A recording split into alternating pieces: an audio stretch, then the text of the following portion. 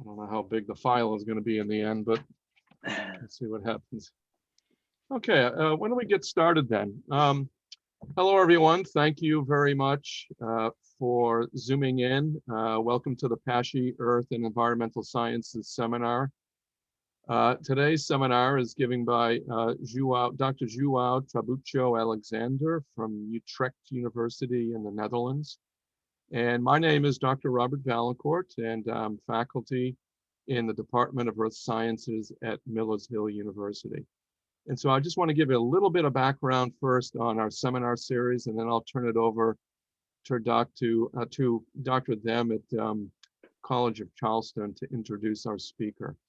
And so this PASHI, this seminar series is brought to you by 9 co-hosting universities, most of them PASHI, within the PASHI system. All seminars are virtual, given over Zoom, as you know, because you've zoomed in. All seminars are on Thursdays beginning at around noontime and should end around 1 o'clock. And to view the full seminar schedule, all you need to do is go to our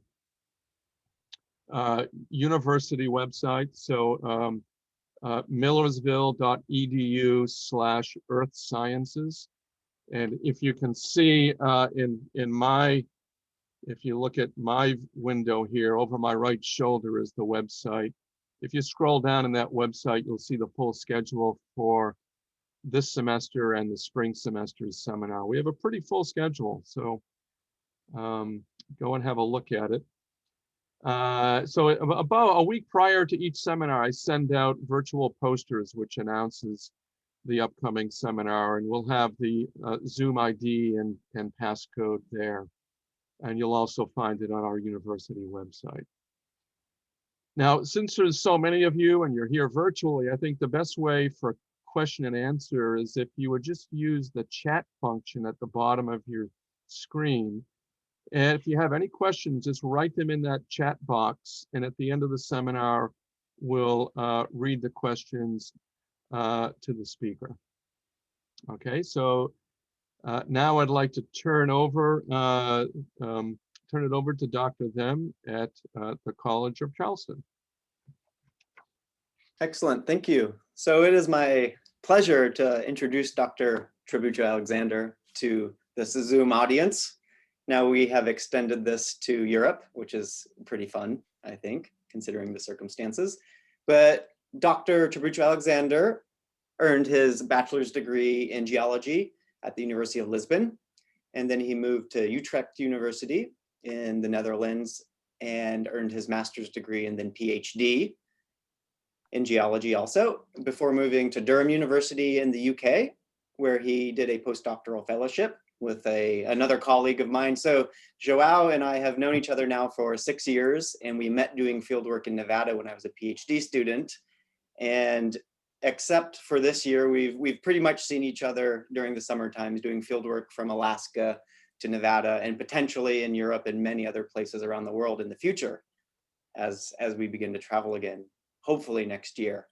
But I will leave it at that. And I would also like to say I am happy to see that many of our other colleagues and friends have joined this Zoom seminar today. So I look forward to seeing your research. Wonderful. Can you hear me well? Yes. Perfect. Mm-hmm. So the idea, if I understood correctly, was that I would say something about how I got to be the geologist that I am at present, and a little bit about my path, and then discuss, well, some of the research that I do with colleagues and students here in Utrecht, but also, as Teddy has just mentioned, also over across the pond in the United States. Because it's such a broad lecture, then I decided to just talk about some of the newest ideas that in the last 10 years since I finished my PhD that have emerged about mudstones, about fine-grained sedimentary rocks. And so what I would like to achieve here today with you is to change your minds if they haven't changed yet about the environments of deposition of mudstones or shales. And then namely that mudstones are not just deposited in quiet water environments, that mudstones are not just deposited in distal, so far away, deep water environments, and that not all black mudstones, organic matter rich mudstones, are a synonym to lack of oxygen in the water column, what people call oceanic anoxia. So those are the three ideas that I would like to discuss today. If you want to contact me, there's my email here, j.trabucho@uu.nl. And you're very welcome to do that. And on Twitter, my handle is @sedimentologist. So about me, I decided, I was thinking, well, what can I say about me? I don't have many pictures of myself. My colleagues have all the pictures of me, so I couldn't really illustrate this slide as well as I wanted, but I kind of gave a chronology. And I was thinking, well, actually, there were 3 disasters in the first half of my life that profoundly affected me. The first one, I was 6 years old, was the Challenger disaster when the space shuttle broke apart during takeoff. And then in '89 was the second disaster that really affected me. I was 9 years old, and there was the Loma Prieta earthquake in San Francisco during the 1989 World Series match. And that one really affected me. And that's actually, I think that's the roots, I can trace the roots of my interest in geology back to that earthquake. I wanted to actually become a structural geologist or a paleoseismologist. That was my ambition in the 90s while I was in high school. And I didn't really know anything about it. And I didn't really have anyone to ask. I'm the first person in my family to have studied as much as I did. And so I would go to the library sometimes and try to find stuff. And then eventually I found a map of the world without the borders of the countries. And every time there was an earthquake on TV, there was no internet at the time, at least not for me. And I would put a dot in it with the magnitude. And eventually there were a few plate boundaries that I could actually start to see emerge on the map. Then in 1998, I went to study geology in Lisbon. And then there was 9/11. It was pretty traumatic for me because I actually flew on the first few flights that could fly out of Lisbon to go and study in the UK. I did a year exchange program. We call it the Erasmus program here in Europe. And I went to Birmingham. And the reason I did that is I wanted to improve my English. And I wanted to, you know, see something else other than what I knew. And it was very cool. I studied somewhat. I partied a lot. So I partied so much with people from all over Europe that I had to take an extra year. And so I graduated not at the end of 2002, but only in 2003 with an additional year. But that's okay. And I'm actually mentioning this because I think, you know, you can have fun and you can study, and that's okay. You don't need to do everything within a couple of years and become a PhD once you're 21. Which in the UK is actually a possibility. I don't think you can do that in the American system, but in the UK, not 21, but at age 23, you can be a PhD. I became a doctor, a PhD in 2011 after a master's in Utrecht, and I was 31 when, well, I was just about to become 31 when I finished. I did a master's in Europe. This is pretty common in continental Europe, I should say. This is pretty common that you do your first degree and then you go on to do a master's. And typically then on the master's, we specialize in a discipline. And I really liked, by this time, I was really interested in sedimentology. So I moved during my bachelor's away from structural geology, which I still have a place in my heart for, but I really moved steadily to sedimentology. And the reason I did that was that I was really fascinated at bed forms. So ripples and these patterns that just emerge out of nothing, and this sort of idea of self-organization of sedimentary products and systems. And I really liked that, and I decided that I wanted to go and study that. And during my master's, I had the opportunity to study mud which was something that in 2007, not a lot of people did yet. All my colleagues around me, they kind of bullied me for it, bullying in a nice way. It's a tough, it's sort of heavy work, but you know, they made fun of me and they teased me because, oh, why are you studying mud? Mud botherer, they would call me, because everybody else was doing stuff with, you know, gravel and sand. But I persevered, and in fact, I think I have the personality that the more you say that something is stupid, maybe the more I will want to figure out why it isn't stupid and why we should all love it. And so I decided that I wanted to do a PhD also in mud, and I studied for my PhD. It was sponsored by Shell, and I studied Cretaceous source rocks and black shales. And then I went to Durham. It happened quite, at this time, I was sort of on a roll and things just happened and I never quite worried anymore. I think my only worry after that was in 2013, I started applying for jobs and I applied for a few, but then things just happened. And I think, I think I've been lucky in a way.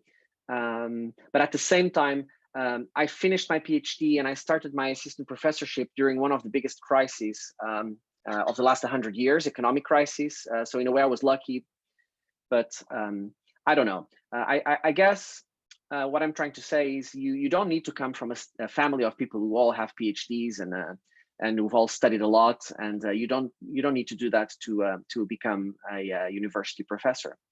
And all you need is to have that passion and just follow that, and sometimes learn to let go. I let go of structural geology and moved to something else that I thought I would be happier in. Anyway, that's a little bit about me. And about today, what I'm going to talk about is mostly I'm going to talk about muds. And I found this page in The Onion about scientists like myself that make discoveries about silt deposits, but understand it if you are not interested in those discoveries. And I guess it's become better in the last 10 years. There's more and more young people who are becoming interested in mudstones, but in the first few sessions that I presented work as soon as we would move to mud, I would stand up and people would just start leaving the room because nobody cared, which was, if you're young, this can be pretty damaging for your ego. But nowadays it's getting better, and I would encourage you, if you're interested in mudstones, to just go and pursue it. Anyway, so on to content. Is mud only deposited by settling from suspension in quiet environments? I already told you the answer is no, but I would like to show you why. This is from the scpmstrata.org website, which is one of the most authoritative websites in sedimentary geology. And so it actually distresses me to say that if you go to their terminology website and you click on shale, it says shale equal quiet water deposition. And then as if this weren't enough, they will say, aside from this, it is hard to say anything definitive about the environment of a shale, since most environments have periods and places of quiet water deposition. Yeah. I make a collection of these. This one is from a website called Geological Joy. I have found no joy in this geology.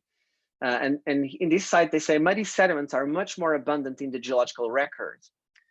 It's 2/3, by the way, of all the pile of sediments. But since mud can accumulate anywhere there is slack water, so quiet water, onshore or off, shallow or deep, we depend on the interbedded sand to help us understand their story, which is really insulting. So if you find any of these, do please send me to my email, because I do collect them.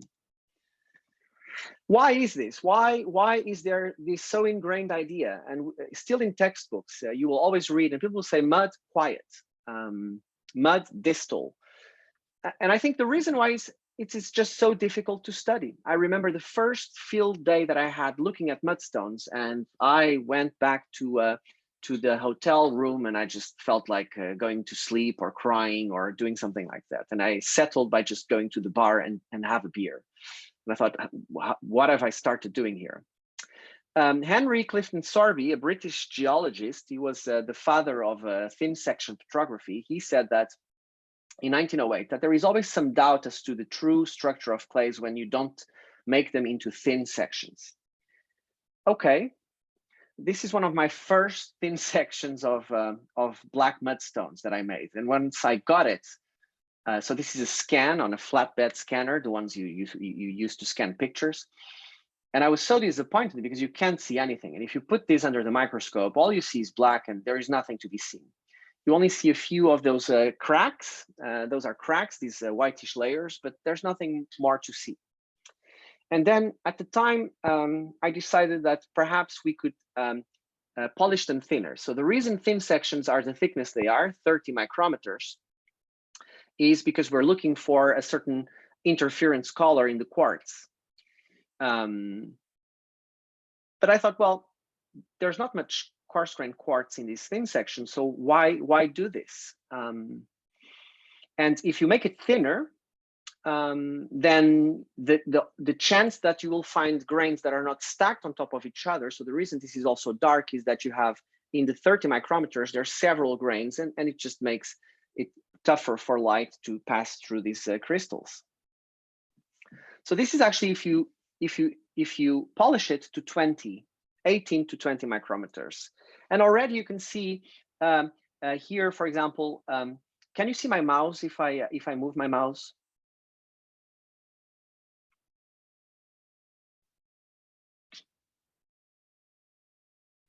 Can someone tell me if they see my mouse? Yes. Yeah, thank you.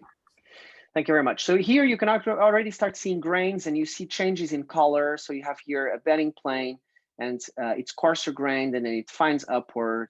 And then again, here you find also some lamina and you see that there's much more to see if you start making them into true thin sections.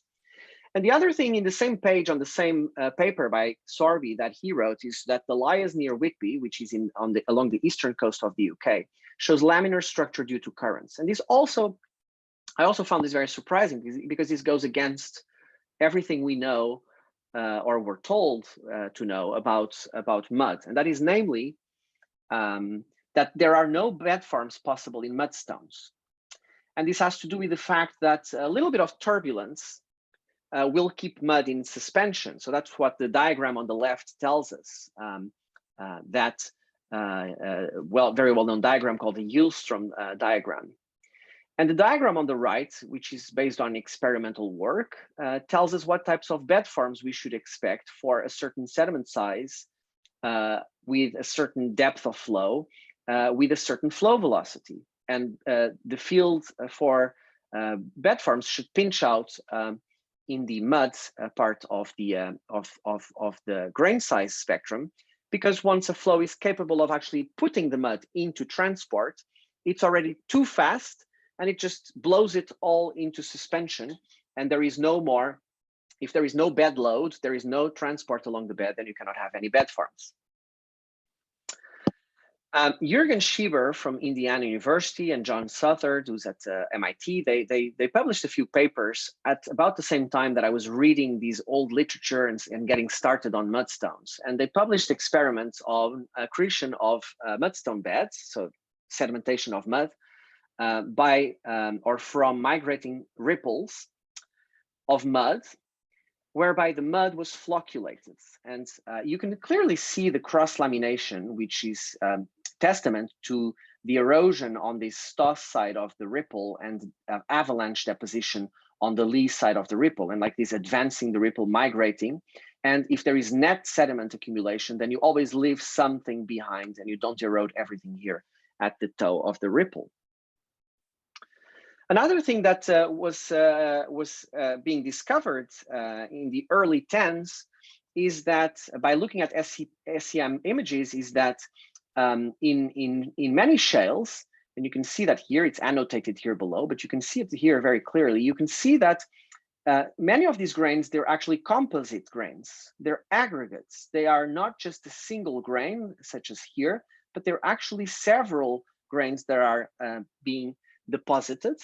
And then depending on the shape of the grains, if they're flattened or not, in this case, they're not flattened, you can tell whether they were compacted beforehand or not. And in this case, this grain had been compacted beforehand.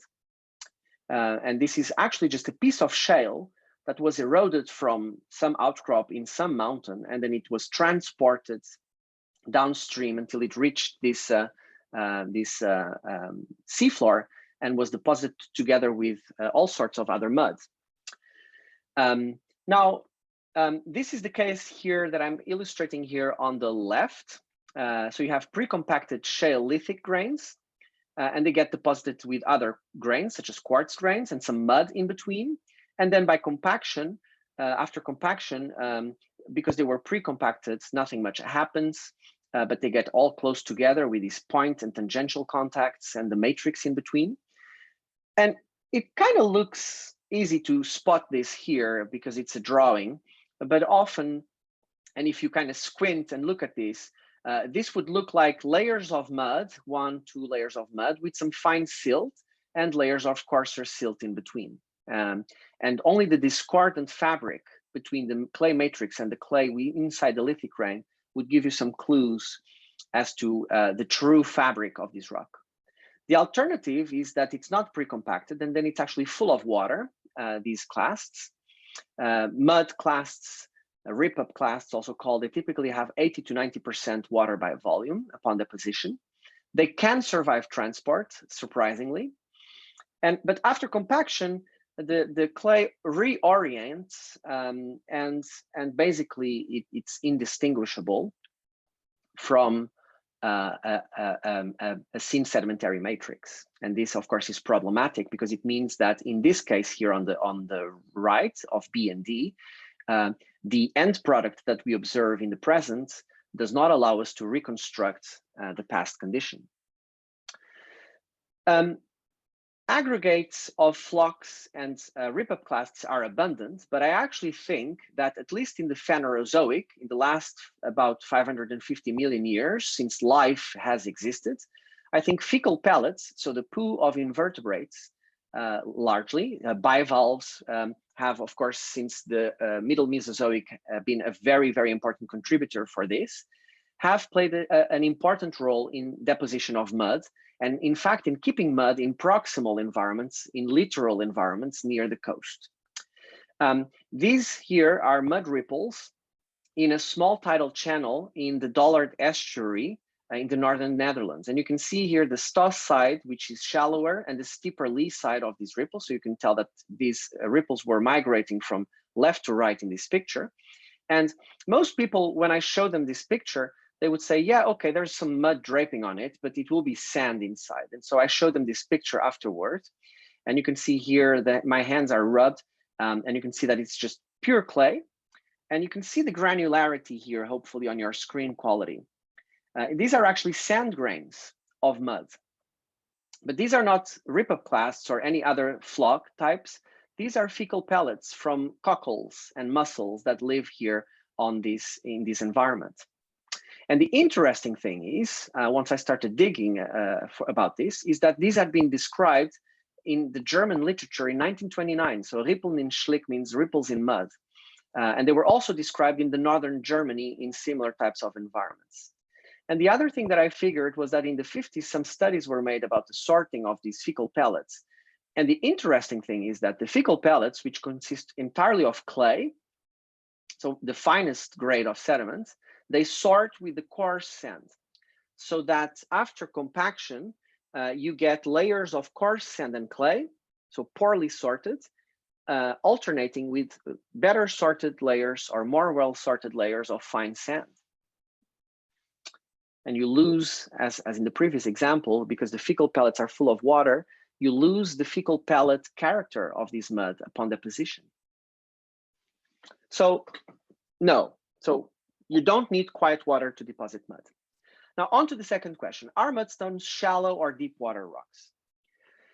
In the first half of the 20th century, students of mudstones were largely focusing on black shales. So in fact, still nowadays, most people who study mud, they will typically study black shales.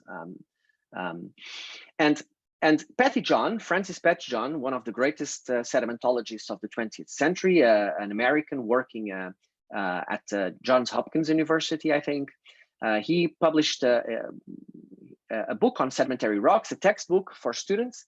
And he wrote in there that black shales were deposited under anaerobic conditions, so without oxygen, can hardly be doubted. Whether, however, the basin of accumulation was shallow or deep has been much debated. And in fact, most of the literature on black shales and mudstones in the first half of the 20th century concerns purely the question, are these tidal deposits from tidal flats, or are these deep water deposits, such as the bottom of a very deep lake, like the Black Sea, or something similar to that? Why does this matter? It matters a priori. So this example is this cross section is actually just along the northern border of Pennsylvania. This is on the New York side of things, but it's along the northern border from the Catskills to Lake Erie. You see two sections. They look very different, but they're the same cross section, only interpreted differently. And how? When you look at these sections, what you typically do to observe the structures, you flatten the cross section along a marker horizon. Here, you have the horizon, the marker horizon for flattening above the section.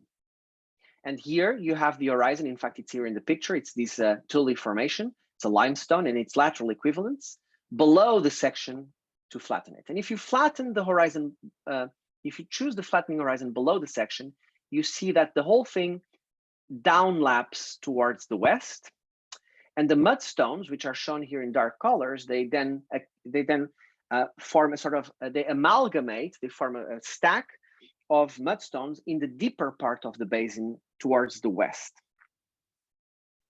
If you choose the horizon above, on top, then what happens is that seam depositional subsidence, so the subsidence of the bottom of the basin, which is differential along this cross section, is emphasized, as are the unconformities. And what you get now is that you get an amalgamation of unconformities towards the west and an onlap pattern towards the west. And so now the shallow water part is here towards the west, the deeper water part is here more towards the middle, and then it becomes shallower again towards the east.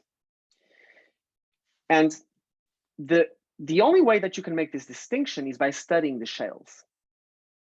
So this is actually a choice that you need to make based on your knowledge of the system.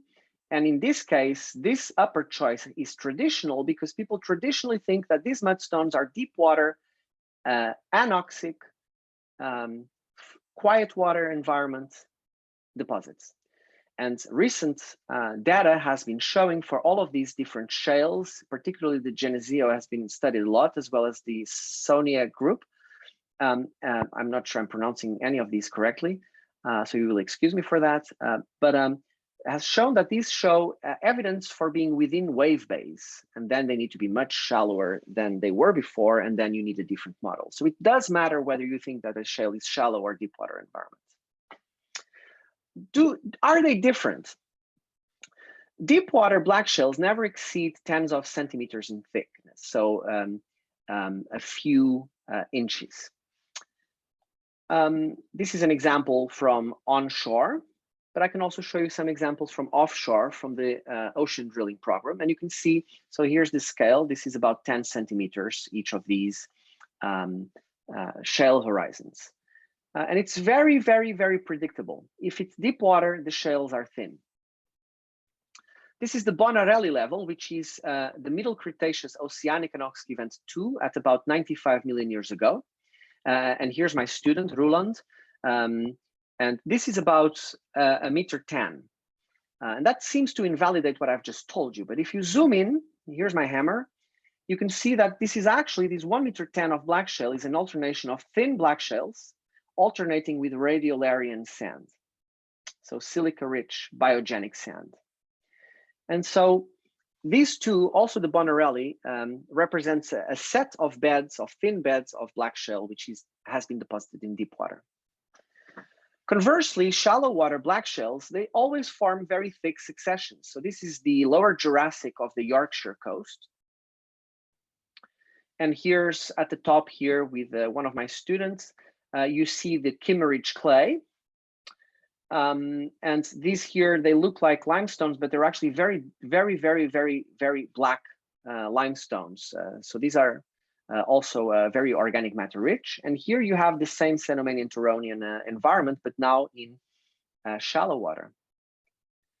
In fact, one of my favorite descriptions of shales is perhaps in this paper from the late 19th century, where this Whitby mudstone formation along the Yorkshire coast, again, lower Jurassic, was described as essentially a thick bed of shale. So let's stay here in the Whitby coast and look in more detail at these shales.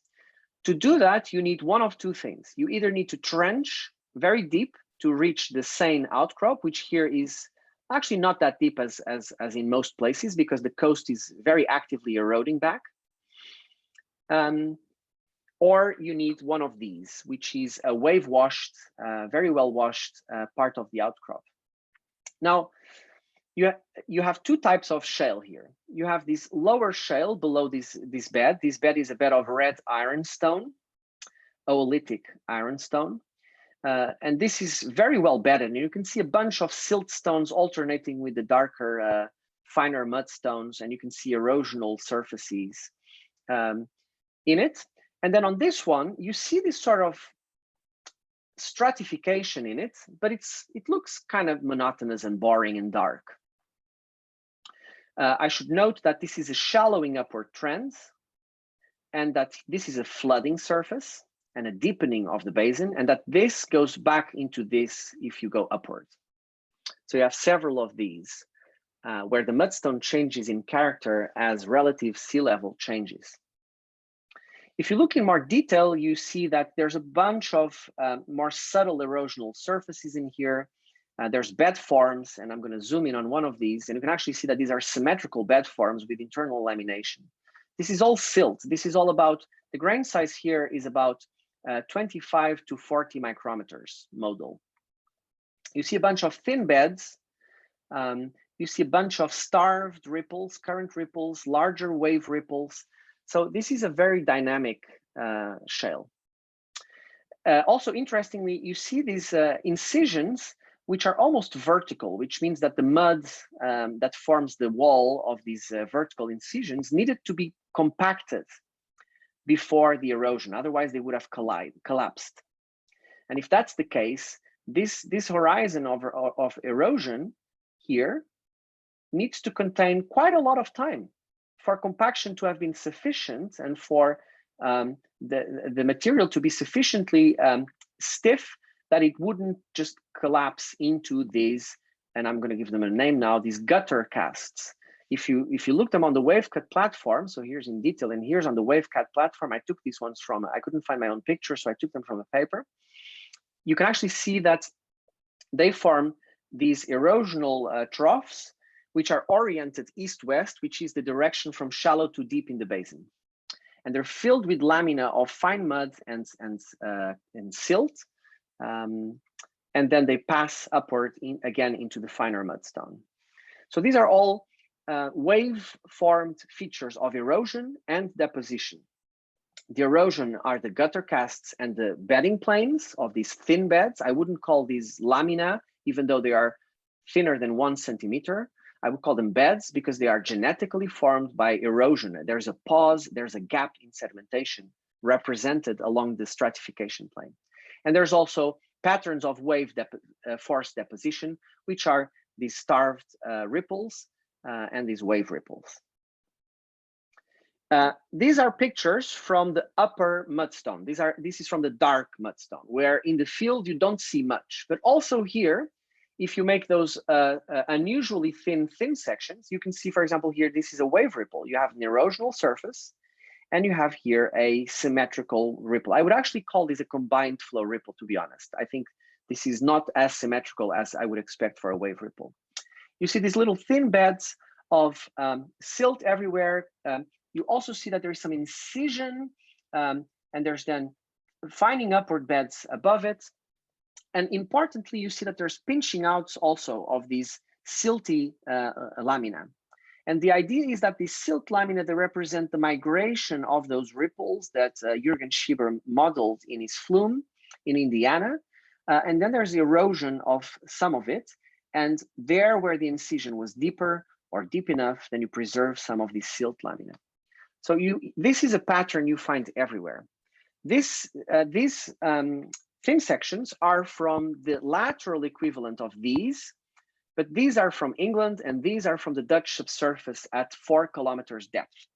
It's the exact same unit, but in the North Sea here, the units, they dip eastward towards our part of the world. And you can see again these finding upward beds, and you can see these pinch outs, and you can see this cross lamina here. So it's always the same type of trend. Again, here you see some cross lamina.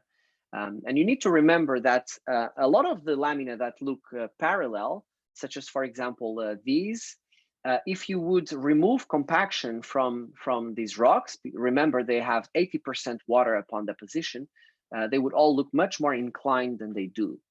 Now, one of the tricks that I sometimes do is I play with Photoshop and I change the aspect ratio of the thin sections, and then suddenly the whole thing is cross-laminated.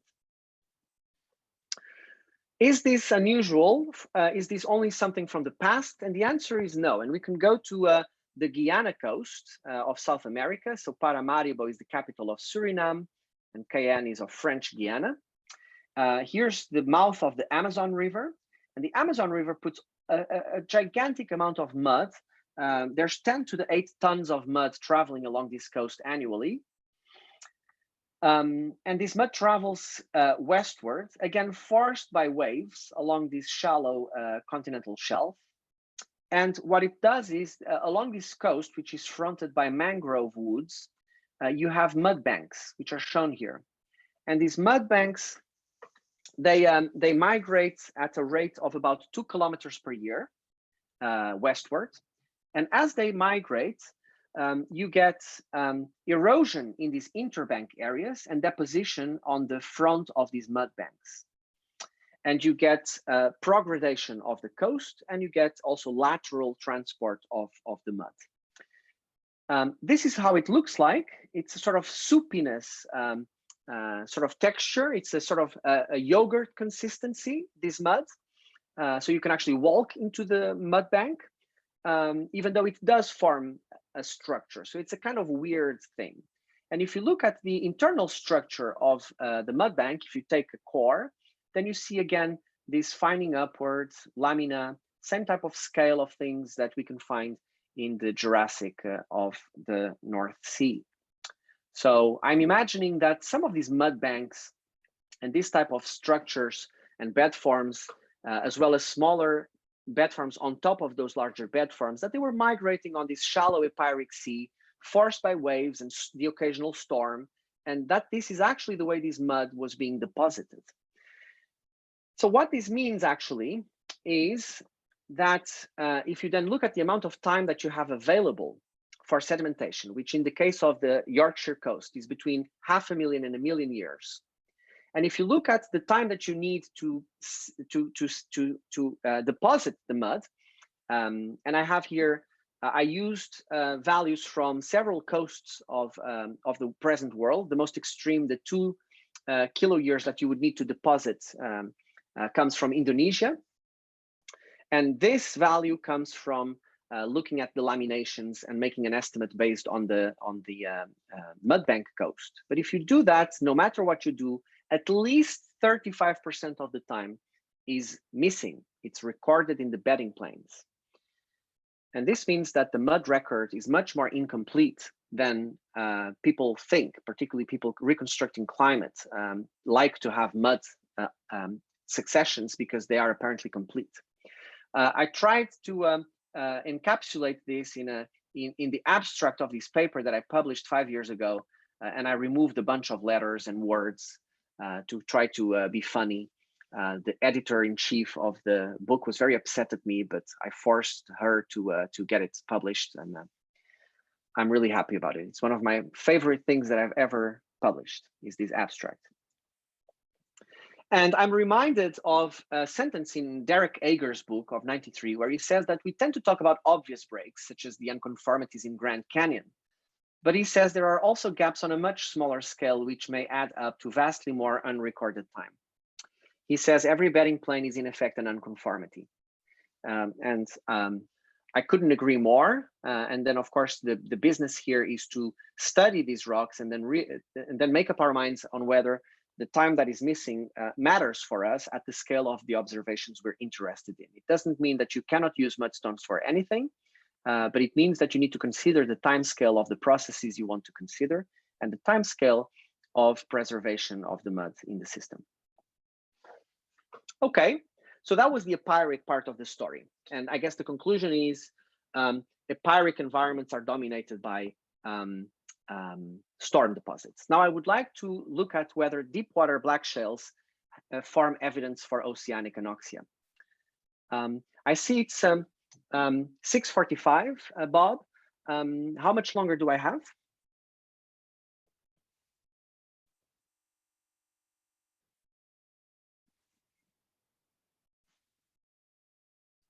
Can you hear me, Bob? Okay, sorry. We have probably another few minutes.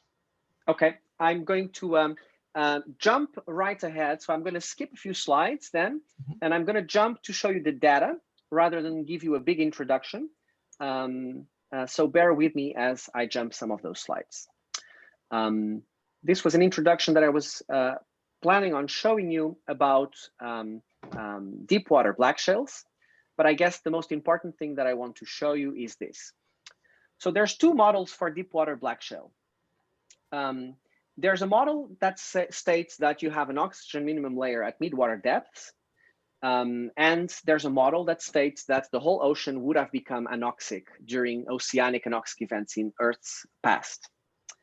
And the model on the right, the one of full ocean anoxia, has gained some traction in recent years. And there's models that have proposed that at least 50% of the volume of the ocean was anoxic in the Middle Cretaceous, and half of the Pacific seafloor would have been anoxic. But this is contrasting with the fact that only 5% of the seafloor seems to have been overlain by euxinic water during oceanic anoxic event 2 from, for example, sulfur isotopes. And there's also molybdenum isotopes and a bunch of other data. And I was inspired by a paper from 2008 from Meyer and Kamp that said that biomarkers in marine sediments could potentially represent materials that were transported by sedimentary processes from shallow water into deep water. And so I decided to take a look at that. And at the heart of this question is really the question whether we can distinguish the mud in deep water that has been deposited by settling from suspension from above from the mud that has been transported from shallow water laterally by turbidity currents and other mass wasting processes. I'm going to show you an example of the Middle Cretaceous of Newfoundland Basin, offshore Canada, and it's an example from the Apsian Albion, so it's about 125 million years ago. The faces look like this. So again, there's these laminated faces, looks pretty much like the epeiric faces that I've shown you. And some of the faces look like this, with a lot of matrix, mud matrix and mud clasts, so more of a sort of debris flow type of deposit. These laminated faces, they tend to be interpreted as the product of deposition from suspension from above. This is the interval that I've studied. It's about 4 meters. We did some isotopes and some TOC data, and you can actually see here from the TOC values that throughout the whole interval, TOC values, so total organic carbon, the amount of organic matter is pretty high. The horizontal bars is where the organic matter is marine and well preserved. I did some grain size analysis of these mudstones. Doesn't look very interesting if you look at it like this. But if you color the types of families, then you can actually see, so this is coarse on the left, fine on the right. You can see that you have 3 to 4 families of grain size. So blue, orange, and green plus yellow. And if you now plot the data with these colors, then you can see that there is an organization here. This is the curve for grain size. And you can see that the green curves, they plot at the base of these fining upward beds. The orange ones halfway through, and the blue ones above. The yellow one is sandier, and it belongs to this upper bed here, which is sandier. Not only that, there is a link to sedimentary structures. This part here is fining upwards and has laminations. The orange part is also fining upward, but shows no lamination, is more massive. And then the blue part is ungraded. There is no fining upwards. You see the reverse pattern with aluminum. And this, of course, has to do with the fact that as it becomes finer, you get more clay. And importantly, you see a similar pattern in the calcium carbonate. Now, these sediments were deposited below the calcite compensation depth. And so there can be no calcium carbonate preservation if the sediments are not deposited very rapidly and put away from the corrosive deep water. And so I can make an operational definition here that unless the calcium carbonate is 0, then these sediments must have been deposited very rapidly. And if I do this, then only this interval, now in light blue, is true hemipelagic settling from sediments through the water column. And everything else needs to be turbiditic or debritic. So if we do that, and if we look at the sedimentary structures, then we can put these families vertically on a facies model for mud turbidites. And in this case, the green stuff and the yellow stuff is this E1 division of a mud turbidite, the laminated graded mud. The orange stuff is this graded mud without lamina, and the E3 is this ungraded mud. And the question again, as I mentioned earlier, is can we distinguish these two, the E3 and F? And in this case, you can, because the one does not preserve calcium carbonate, whereas the other one does. So we have 3 turbidites and an interval of hemipelagites in between. And these are the divisions. And these are them against this facies model. Now, the beds also exhibit coarse tail grading. You can see that happening here. And that what this means is that the beds are not normally fining upward. The beds are always muddy. But what happens is they lose the coarse grains. And you can see that here. The green, the orange, and the yellow, they have mud throughout, just like the blue stuff, same grain size. But as you go up, you go from left to right in this grain size chart. And so what you're doing is you're losing the sand and the coarse silt. And I'm going to jump here to show you this. And the interesting thing that we found is that the preservation of marine organic matter only occurs inside the turbidites. If you go here into the hemipelagites, even though the TOC is high, it's all very degraded with hydrogen indexes, which is a measure for the quality of the organic matter, below 50 milligrams hydrogen per gram TOC. And that means that it has been very degraded. And in my mind, that means that seawater above was oxygenated. And another evidence for oxygenated seawater also comes from trace metals. And the fact that you can see patterns in displacement, among other things, of magnesium and molybdenum that migrate as the redox front migrates, so the interface between anoxic pore water below and oxygenated seawater and pore water above, as that redox interface migrates into the sediment as the organic matter is being burned down. So I'm not going to show the OA2 example. I'm going to end here.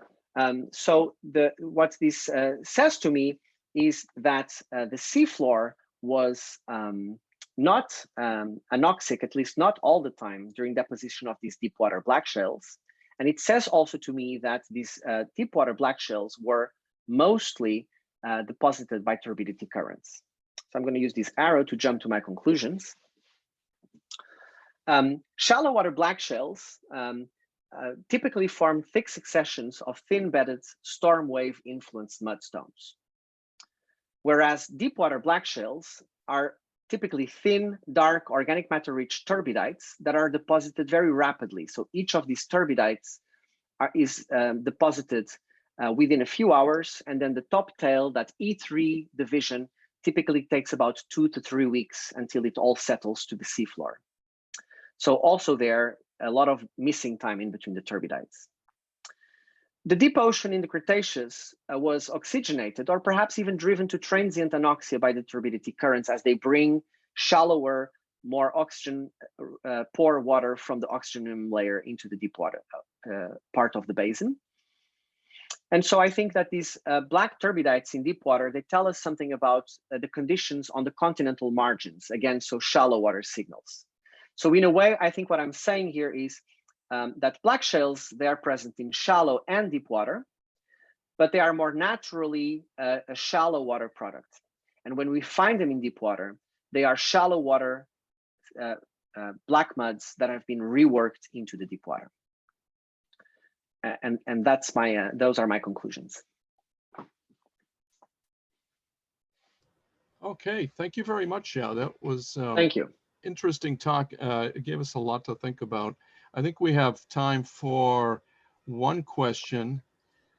And there's a question here from Sean Cornell from Shippensburg University. I'll just read it from the chat page. Students at the Chincoteague Bay Field Station taking classes each summer will have had experiences sampling sediments from bay bottom, mud banks, and tidal flats. The sediments they collect demonstrate some of the ideas you present. That is, Chincoteague Bay is very shallow, with extensive muddy sediments located in areas away from the overwash zones of the barrier islands and away from the tidal inlet. Astute students notice different textures in the muds, fecal pellets, floccules, and so on. What I am struck by is that organisms, although not universally abundant in their bottom grab samples, are usually present. Moreover, their activity in the form of burrows, bioturbation, borings are usually present. In your sections, I am not seeing a great deal of disturbance in the layers. So why are these organisms not present in your sections? Curious.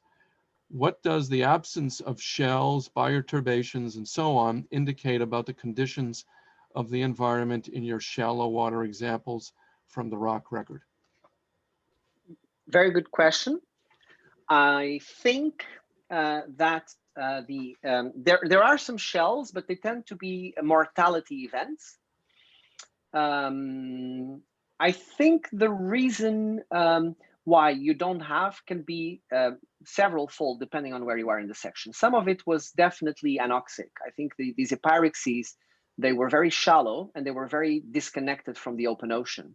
In the case of Yorkshire, there was perhaps a distance of 3,000 kilometers to the shelf break. And the seafloor was about typically 10 to 50 meters below the surface. And I think what you get under these conditions in an environment that either it rains a lot or it's very arid is wild swings in salinity and in oxygenation.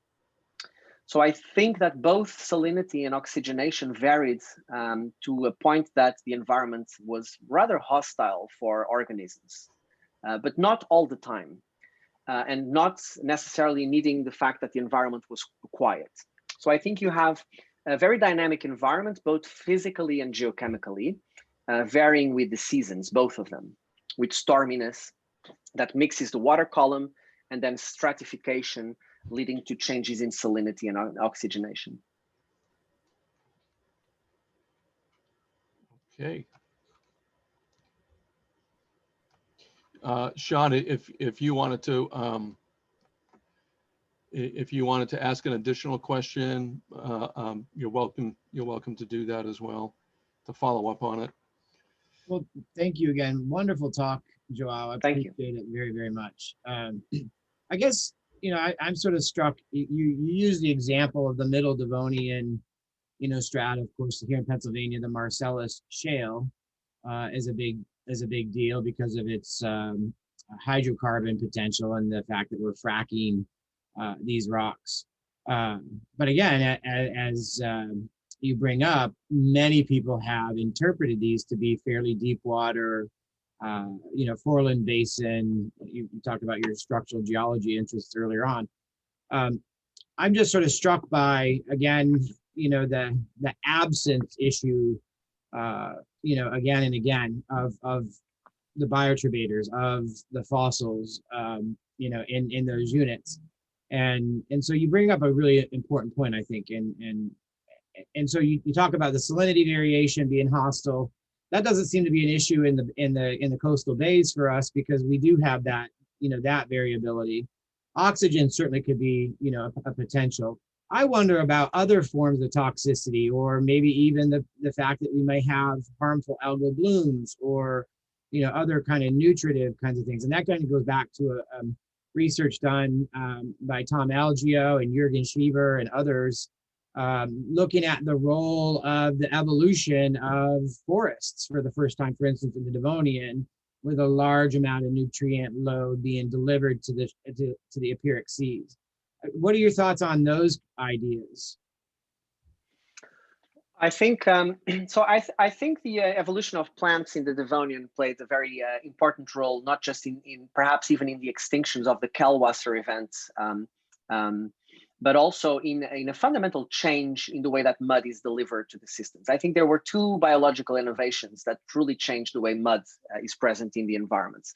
One of them is the development of plants on land, land plants, and the other one is the filter feeding organisms on littoral environments. And I think that really changed the way that mud is present in the environments. If you look at the Harderberge sandstone, is a Cambrian sandstone from Sweden, and there's an absolute absence of mud in an environment that at present is completely dominated by mud, for example. And so that mud was being kept in suspension and going out into the basin, and now in the Devonian, it's being kept for much longer on land by the plants, for example. So I think it plays a fundamental role, and I know the papers you're talking about by Tom Algeo, and I think they're very interesting. I wanted just to comment on the burrowers, and which is I always find very unfair, because for shales we always put so much emphasis on presence or absence of bioturbation, but I'm often I also look at sandstones when I'm teaching field camp to my students, and I'm always struck by so many examples of shore face and foreshore environments where the lamina are beautifully preserved and the sediment is completely oxygenated, and I don't see any burrowing. And I always think, well, why doesn't anyone ask about the burrowers here? So I guess sometimes you just don't have the burrowers preserved. Maybe it also has to do maybe with choices, that they don't feel threatened and they choose to colonize the surface rather than dig into the sediment. I don't know. This is something I don't understand fully. In fact, there's a paper I just reviewed that comments on the misidentification of burrows in black shales, and that we are now overestimating the number of burrows that we identified, and that they're actually, and brace yourselves, that they might actually be scratches on the back of the thin section, the stuff that you don't polish but glue directly onto the thin section glass, which is quite disturbing news for petrographers. But the answer is I don't think we understand fully why some of these shales don't have life going through them.